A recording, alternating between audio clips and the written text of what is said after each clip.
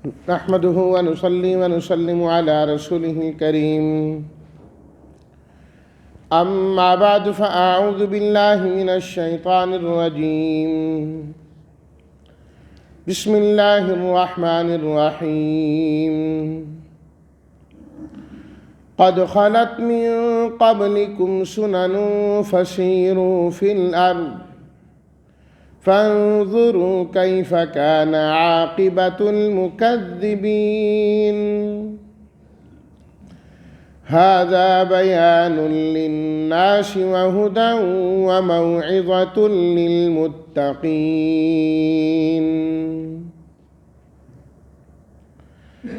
صدق الله مولانا العظيم اللهم صل على سيدنا ومولانا محمد وعلى آل سيدنا ومولانا محمد وبارك وسلم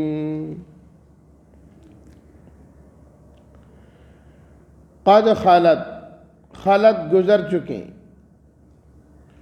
سنن سنت طریقے واقعات یہاں پر مراد ضابطے اور قاعدے ہیں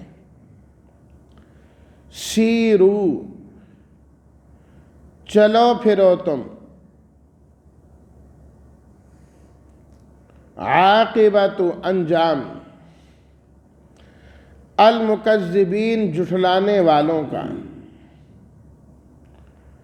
بیان وضاحت ہدن رہنمائی موعظۃ واعظ نصیحت کی چیز عمل کے لیے متقین تقوی والے لوگ ترجمہ تحقیق تم سے پہلے واقعات اور قاعدے گزر چکے پس تم چلو پھرو زمین میں پس دیکھو کیسا ہوا انجام جھٹلانے والوں کا یہ کافی وضاحت ہے لوگوں کے لیے اور ہدایت اور واعظ ہے متقی لوگوں کے لیے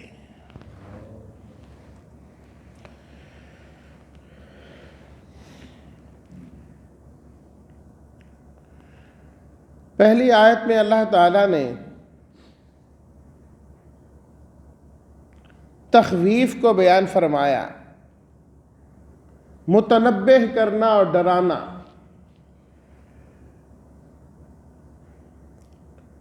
کہ جو قرآن مجید ہے اس کے اندر اللہ تعالیٰ نے مختلف انبیاء کرام علیہم الصلاۃ والتسلیمات کے حالات و واقعات بیان فرمائے اور مختلف قوموں کا تذکرہ اللہ تعالیٰ نے فرمایا ہے فرمایا کہ ان کے ساتھ جو بھی اللہ تعالیٰ نے معاملہ کیا وہ ایک قاعدے کے اور قانون کے مطابق کیا اللہ تعالیٰ نے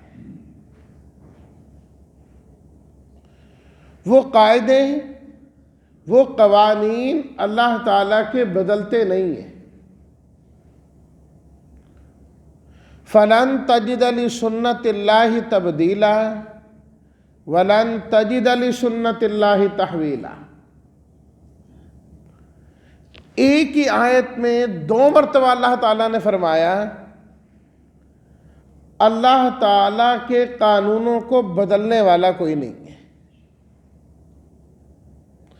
کسی میں یہ قوت و طاقت نہیں ہے کہ اللہ کے قوانین کو بدل کے رکھ سکے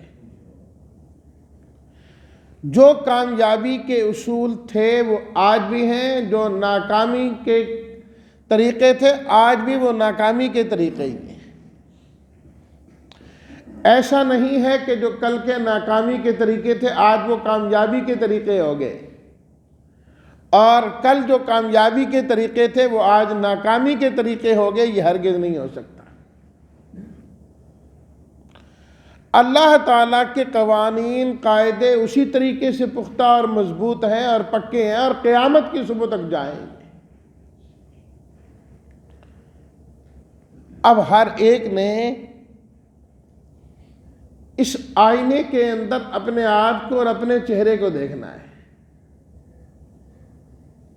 اپنے چہرے کو دیکھنا ہے کہ آیا میں کامیاب لوگوں کی صف میں شامل ہوں یا ناکام لوگوں کی صف میں شامل ہوں۔ جو قومیں اور امتیں اس سے پہلے تباہ ہوئی ہیں، کہیں میرے کام ان سے تو نہیں ملتے؟ اگر ان سے ملتے ہیں تو یقینی بات ہے انجام بھی وہی ہوگا۔ یہ نہیں ہو سکتا کہ شعیب علیہ الصلاۃ والتسلیمات کی قوم تو ناپ تول میں کمی کر کے ناکام ہو جائیں اور آج کے لوگ ناپ تول میں کمی کریں اور کامیاب ہو جائیں، کبھی نہیں ہو سکتا۔ اگر انہوں نے گڑبڑ کی، ناکام ہوئے، وہی کام یہ کریں گے، یہ بھی ناکام ہوئے۔ پہلے لوگ اگر شرک میں مبتلا ہو کر ناکام ہوئے تو آج بھی شرک میں مبتلا ہو کر لوگ ناکامی ہوں گے۔ اللہ کے ضابطے اسی طریقے سے ہی، جیسے لوگوں کے عقائد اور اعمال ہوں گے، اللہ کے مطابق فیصلہ بھی اسی طریقے سے ہوگا، اسی طریقے سے ہوگا۔ روایات میں آتا ہے کہ آپ علیہ الصلاۃ والتسلیمات نے دیکھا کہ کچھ چیزیں معراج کی رات اس طرح اوپر جا رہی ہیں، اوپر جا رہی ہیں، اور کچھ چیزیں اوپر سے نیچے آ رہی ہیں۔ آپ نے پوچھا کہ یہ کیا ہے؟ یہ نیچے سے اوپر جانے والے کیا ہیں، اوپر سے نیچے آنے والے کیا ہیں؟ بتلایا گیا ہے کہ نیچے سے اوپر جانے والے یہ بندوں کے اعمال ہیں، یہ بندوں کے اعمال ہیں۔ جیسے اعمال ادھر سے جائیں گے اللہ کی بارگاہ میں اور اللہ کی جانب سے ویسے ہی فیصلے نیچے آئیں گے، ویسے ہی فیصلے آئیں گے جیسے اعمال اوپر جائیں گے۔ تو اس لیے یہ بندوں کے اپنے اختیار میں نہیں ہوتا۔ جی مہنگائی ہوگی، اب یہ ہو گیا، اب یہ فلاں ہو گیا، اب اس طریقے سے کنٹرول کریں، ٹھیک ہے، ظاہری اسباب میں یہ ساری چیزیں ہونی چاہیے، اس کا انکار نہیں ہے، لیکن یہ ساری چیزیں در حقیقت اللہ کی طرف سے ہوتی ہیں۔ حدیث شریف میں موجود ہے، نبی کریم صلی اللہ علیہ وسلم نے ارشاد فرمایا، روزانہ اللہ کی طرف سے باقاعدہ ایک فرشتہ نازل ہوتا ہے جو ساری چیزوں کی قیمتیں خود متعین کر کے جاتا ہے۔ اللہ کی طرف سے باقاعدہ آتا ہے اور اس نے وہی کرنا ہے جو اللہ کا آرڈر ہے، اور اللہ تعالیٰ کا ضابطہ وہ ہے کہ بندے جیسے عمل کریں گے اس کے مطابق ہی ان کے ساتھ معاملہ کیا جائے، طریقہ کار ہوگا۔ قد خلت من قبلکم سنن، فرمایا یہ سارے طریقے گزر چکے ہیں پہلے۔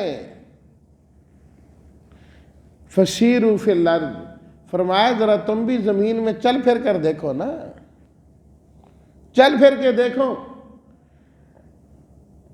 فانظروا کیف کان عاقبۃ المکذبین، جو لانے والوں کا انجام کیسا ہے ذرا اپنی نظروں سے دیکھو انہیں۔ اس لحاظ سے دنیا کے اندر چلنا پھرنا کہ انسان عبرت کی نگاہ سے دیکھے ان چیزوں کو، یہ بالکل جائز ہے کہ اگر مضبوط گھر بنا لیا اس کا مطلب یہ نہیں ہے کہ انسان کامیاب ہے۔ اللہ تعالیٰ نے ذکر کیا نا قرآن مجید میں، قوم عاد کے جو محلات تھے وہ ہم سے کہیں زیادہ مضبوط تھے۔ آج کھیتی باڑی کر کے اور مکانات تعمیر کر کے باغات زیادہ سے زیادہ لگا کے کوئی یہ سمجھے کہ شاید میں کامیاب ہوں، فرمایا قوم سمود کو دیکھ لو، ان کے باغات تم سے کہیں زیادہ تھے۔ جسمانی قوت کو حاصل کر کے کوئی کہے کہ میرے پاس بڑی طاقت ہے، فرمایا وہ قوم عاد تم سے بڑی طاقت والی تھی۔ مضبوط حکومت حاصل کر کے کہے کہ ہم تو حاکم بن گئے، فرمایا فرعون تم سے بڑا مضبوط حاکم تھا۔ مال و دولت کی فراوانی تمہارے پاس آئے اور سمجھو کامیاب ہوں گے، نہیں، فرمایا قارون تم سے بڑا مالدار تھا۔ فرمایا ساری چیزیں گزری، فَكُلًّا أَخَذْنَا بِذَنبِهِ، ہر ایک کو ہم نے ان کے گناہوں کی وجہ سے پکڑا، ہر ایک کو ہم نے ان کے گناہوں کی وجہ سے پکڑا۔ اگر انہی گناہوں کے اندر کوئی اور بھی شامل ہو جائے گا، انجام بیائی نہیں اس کا اسی طریقے سے ہی ہوگا، اس سے مختلف نہیں ہے۔ تنبیہ کی اللہ تعالیٰ نے اس آیت میں باقاعدہ طور پر کہ یہ حالات و واقعات صرف پڑھ کے نہ گزر جانا کہ یہ ان کی باتیں تھیں اور ان کی خبریں اللہ نے ہمیں دے دی ہیں۔ فرمایا یہ خبر یوں سمجھو خود تمہاری ہے، تمہارا چہرہ اس کے اندر دکھایا گیا ہے۔ سورہ انبیاء میں اللہ تعالیٰ نے فرمایا لَقَدْ أَنزَلْنَا إِلَيْكُمْ كِتَابًا فِيهِ ذِكْرُكُمْ، یہ کتاب ہم نے تمہاری طرف نازل کی ہے، اس کے اندر تمہارا ہی ذکر اور تذکرہ موجود ہے۔ نام قوم عاد کا لیا گیا ہے، قوم شعیب کا لیا گیا ہے، لیکن فرمایا کہ یہ صرف بات ان کی نہیں، اگر تم ناپ تول میں کمی کرتے ہو یوں سمجھو اللہ نے تمہارا تذکرہ کیا ہے، یہ تمہارا تذکرہ ہے، اس کے اندر ان کا نہیں ہے، نام ان کا ہے، تذکرہ تمہارا ہے۔ اللہ اکبر۔ اور پھر دوسری آیت میں اللہ تعالیٰ نے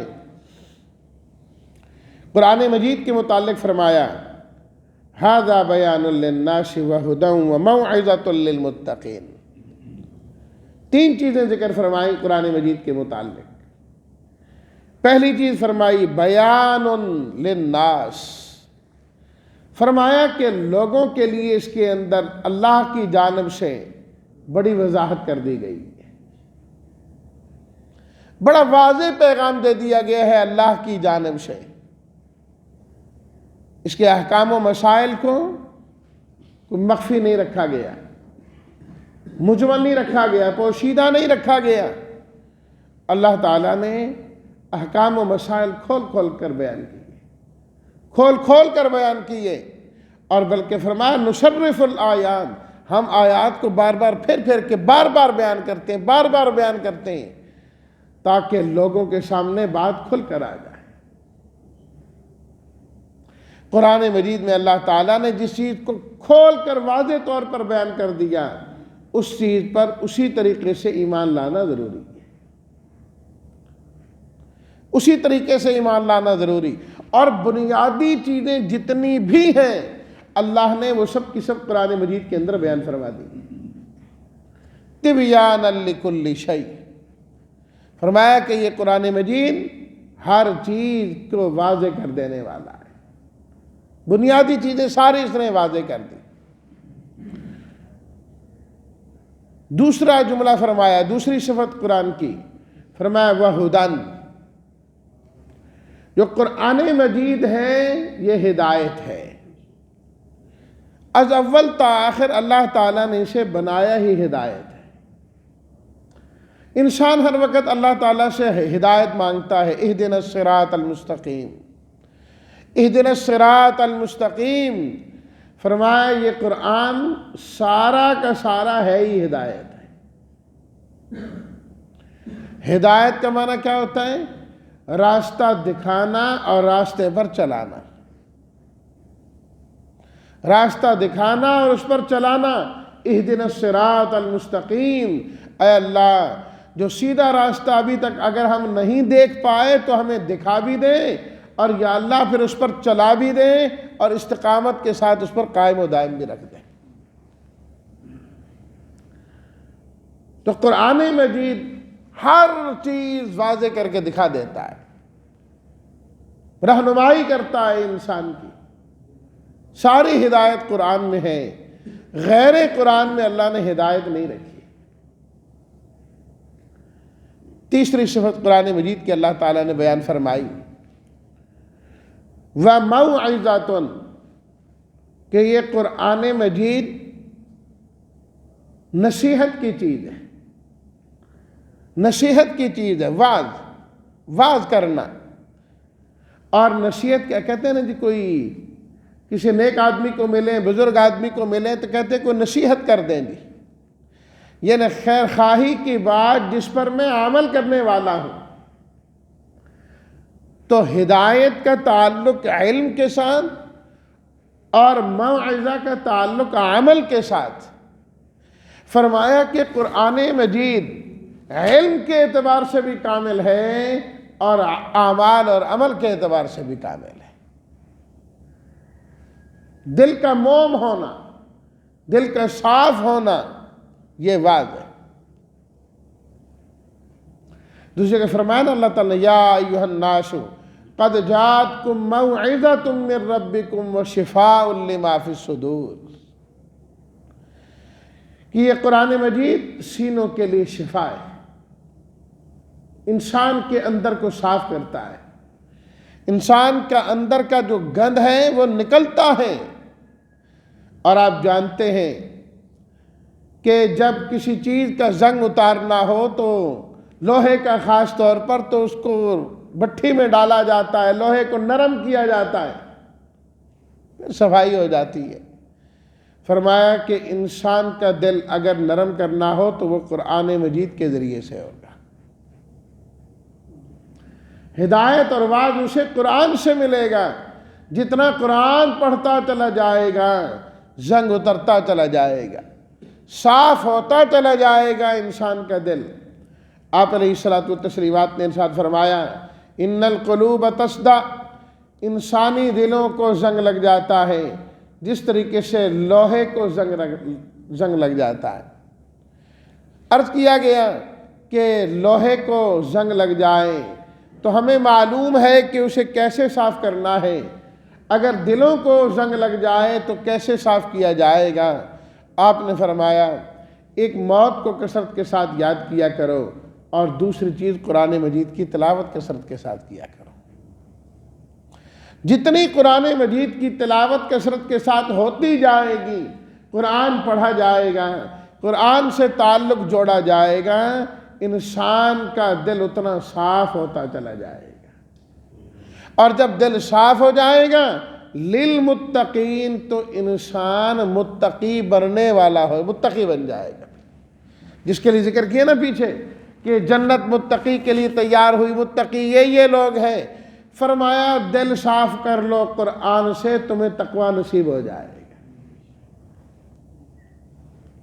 بظاہر تو اگر ہم دیکھیں نا تو کیا نظر آ رہا ہے کہ قرآن ہدایت بھی متقی لوگوں کو دیتا ہے، واعظ بھی تقوی والوں کے لیے، پھر باقی کدھر جائیں؟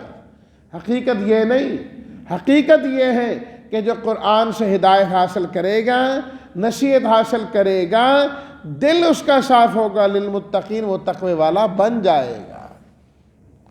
یہ قرآن مجید انسان کو متقی بنانے والا ہے. جو اس سے جتنا مستفید ہوگا، فائدہ حاصل کرے گا، وہ تقوی والا بنتا چلا جائے گا، تقوی والا بنتا چلا جائے گا. اللہ ہم سب کو قرآن مجید سے پورا فائدہ حاصل کرنے والا بنائے اور اس قرآن کو ہمارے حق میں ہدایت والا اور واعظ والا بنائے. وآخر دعوانا ان الحمد للہ رب العالمین.